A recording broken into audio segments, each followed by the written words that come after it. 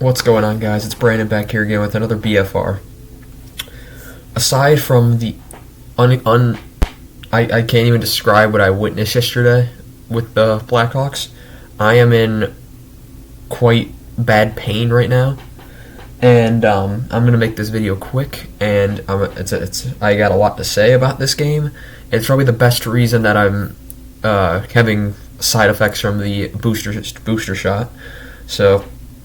Yeah, I feel like I'm kind of barely alive right now. I'm just pain everywhere, but it's for the better, so it's worth it at this point.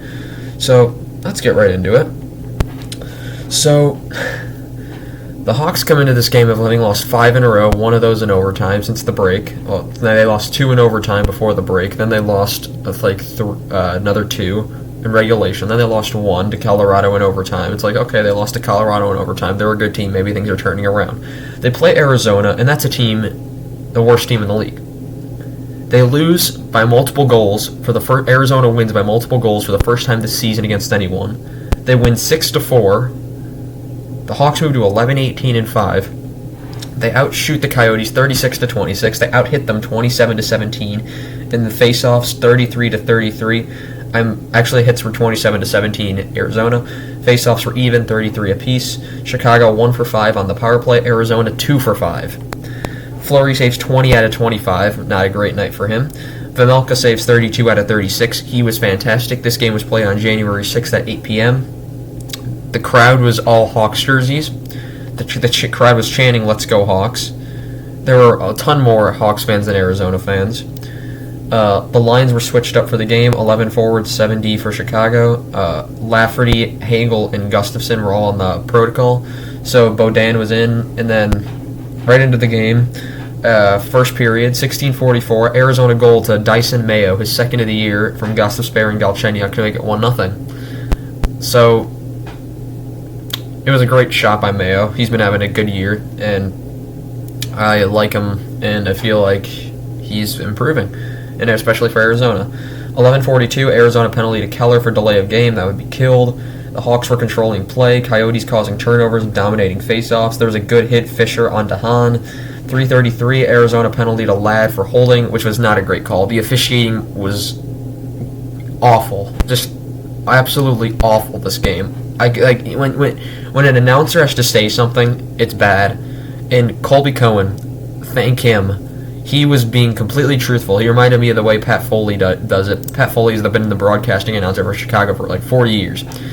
He's been working part-time this year because he's retiring at the end of this year, giving guys a chance to get in the booth, giving broadcasters a chance. Colby Cohen has been like the Eddie Olczyk guy. If people know who watch the Hawks games, know who I'm talking about on TV.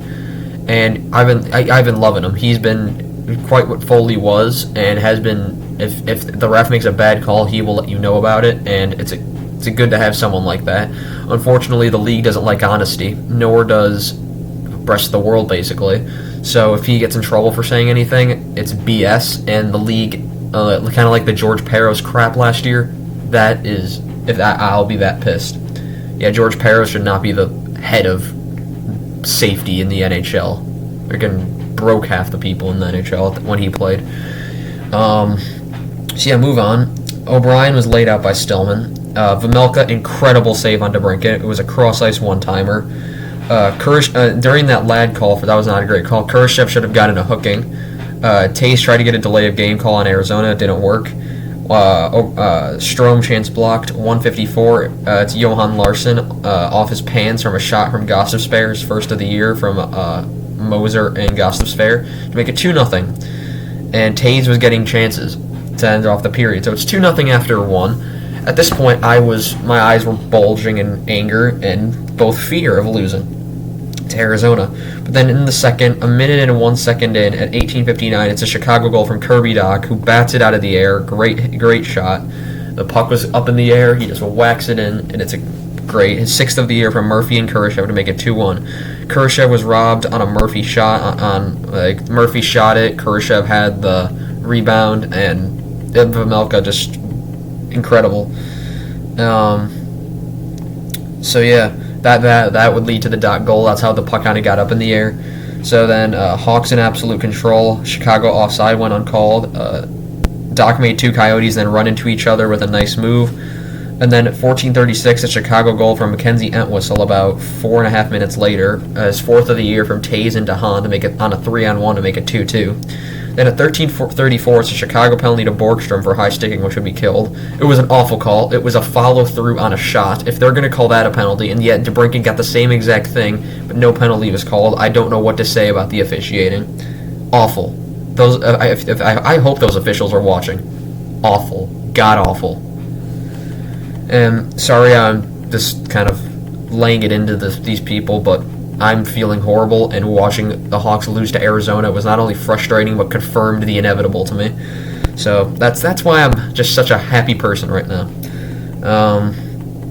It's 10:13, so they killed that Borgstrom penalty. It's a Chicago penalty to Murphy for cross-checking. And then at 10:04, it's an Arizona goal on at 7 seconds into the power play for Arizona. It's a goal from Travis Boyd, his 8th of the year. He's having a great year as well. From Moser and Kessel. I'm not sure. Moser, I had never heard of him. I've watched the Hockey Guys video. Apparently, he's a guy coming up during this time, and he's played pretty well. I think 2 assists in this game, so good for him. So Arizona now has 3-2. It was a great slap shot pass from Kessel. It might have been I don't remember who it was, but it was a great pass. Officiating was inconsistent as ever, I put, and then at 7:22, it's a Chicago penalty to Doc for delay of game. There were, I think, 3 delay of game calls this game, which is, I don't even know what to say about that on both teams combined. 5:49, Arizona penalty to Krause for holding the stick, which would be killed. It was during their Arizona power play, so that canceled that. DeBrincat was high sticked, and then there was no call again. 3:08, Chicago penalty to Stillman for roughing, which was killed, but Hayden pushed him over. What do you want him to do? Just not retaliate? Do you want him to just turn the other cheek? Like, I don't know what the officials are doing. The official was standing right there. It showed on the replay. He was right in front of him. And just then, point, Stillman, roughing. It's like, what? That makes no sense whatsoever. It was so inconsistent that it was consistently bad. That's how bad it was. Fleury's stick went flying. Kessel couldn't get the puck in an open net. If he had got that, it was so close. It was the puck came flying out, and if Kessel had his stick in the perfect place, it would have went in. Then at 3:08, that was the Stillman penalty, and yeah, we go to the third. 16:50, an Arizona goal to Clayton Keller, his 11th of the year. He's bouncing back. He's got a bright future if Arizona can get Shane Wright and Connor Bedard. That team could be dangerous in a few years if they get both of them. So he makes it 4-2, and it's 4-2 to Arizona. I restored the 2-goal lead, and I knew they were going to lose at that point. There was no chance. It was a one-timer from Keller. It was a wide-open net. Can't do anything about that if you're Fleury.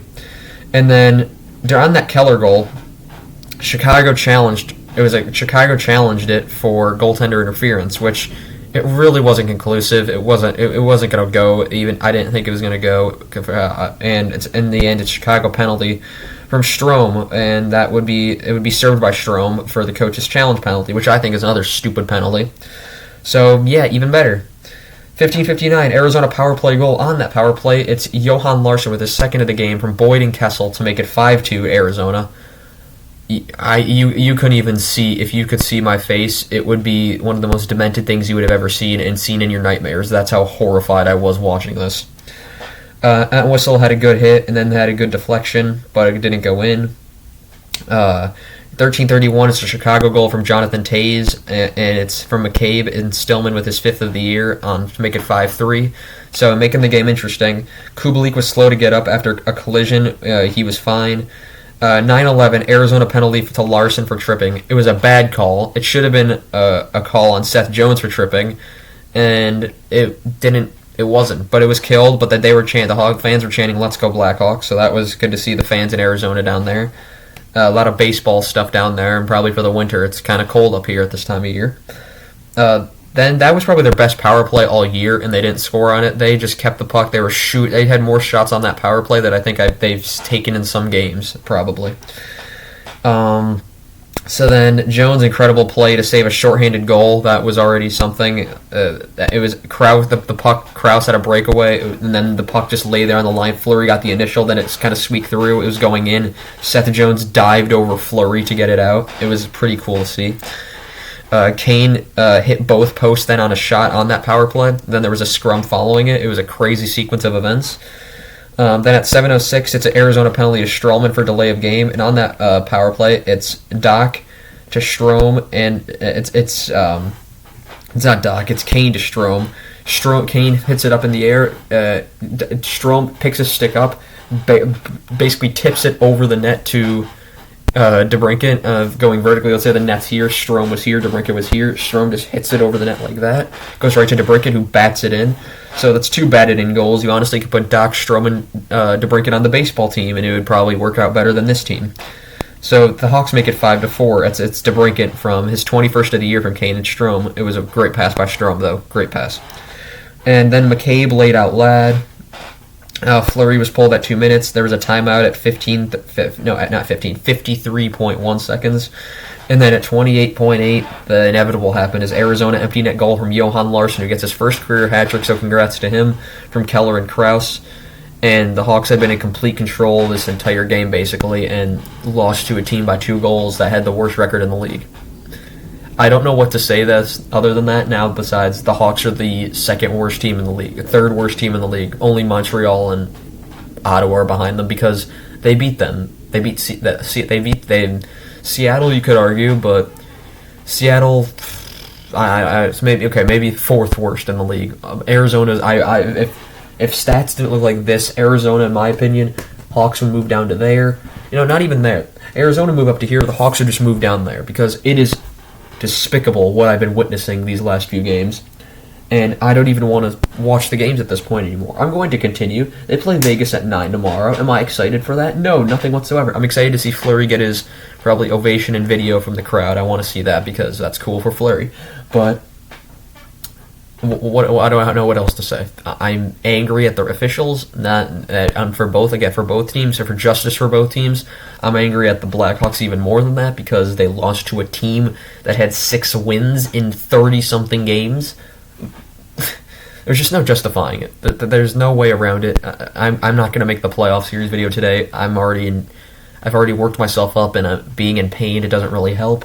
So yeah, I'm going to have both playoff series videos for tomorrow, 2016 and 2017.